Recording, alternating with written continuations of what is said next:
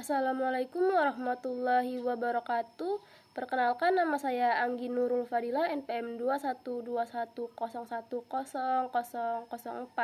Saya dari Fakultas Syariah, Prodi Hukum Keluarga Islam. A. Dasar hukum pembentukan peradilan tata usaha negara.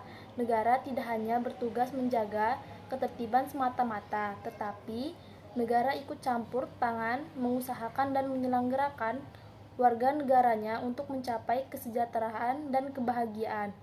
Dalam ikut aktif menyelenggarakan kesejahteraan tersebut, negara ikut campur tangan secara intens atau terus-menerus mengurusi kehidupan pribadi masing-masing individu, di mana campur tangan negara dalam berhubungan dengan individu warga negara meliputi hampir seluruh aspek kehidupan.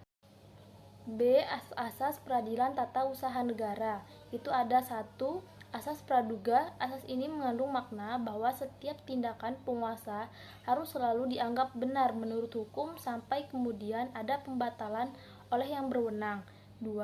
Asas pembuktian bebas. Hakim yang menetapkan beban. Hal ini berbeda dengan ketentuan pasal 186 BW KUHP Perdata. 3. Asas keaktifan hakim, di mana dimaksud untuk mengimbangi kedudukan para pihak karena tergugat adalah pejabat atau badan tata usaha negara, sedangkan penggugat adalah orang atau badan hukum perdata. 4.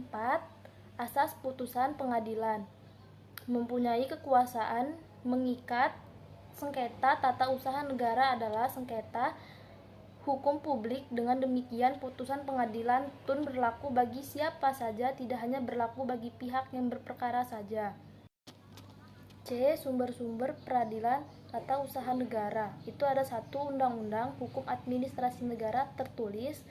2. Praktik administrasi negara, hukum administrasi negara yang merupakan kebiasaan.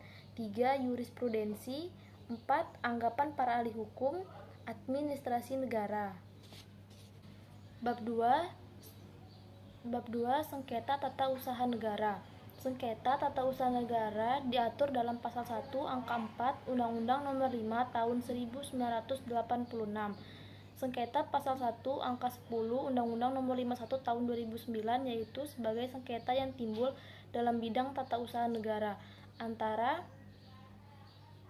orang atau badan hukum perdata dengan badan atau penjabat tun, baik di pusat maupun di daerah, sebagai akibat dikeluarkannya keputusan tata usaha negara, termasuk sengketa kepegawaian berdasarkan peraturan perundang-undangan yang berlaku. Unsur-unsur sengketa tata usaha negara yaitu: 1. Sengketa yang timbul dalam bidang tata usaha negara.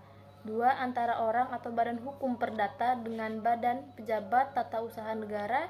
3. Sebagai akibat dikeluarkannya KTUN, termasuk sengketa kepegawaian berdasarkan peraturan perundang-undangan yang berlaku. Penetapan tertulis. Istilah penetapan tertulis terutama menentukan kepada isi dan bukan kepada bentuk keputusan yang dikeluarkan oleh badan atau penjabat tata usaha negara. Adalah badan atau penjabat di pusat dan daerah yang melakukan kegiatan yang bersifat eksekutif, berisi tindakan hukum tata usaha negara, yaitu tindakan hukum yang bersumber pada suatu ketentuan hukum tata usaha negara yang menimbulkan hak dan kewajiban pada orang lain, bersifat konkret, individu, dan final. Konkret artinya objek yang diputuskan dalam KTUN itu tidak abstrak tetapi berwujud.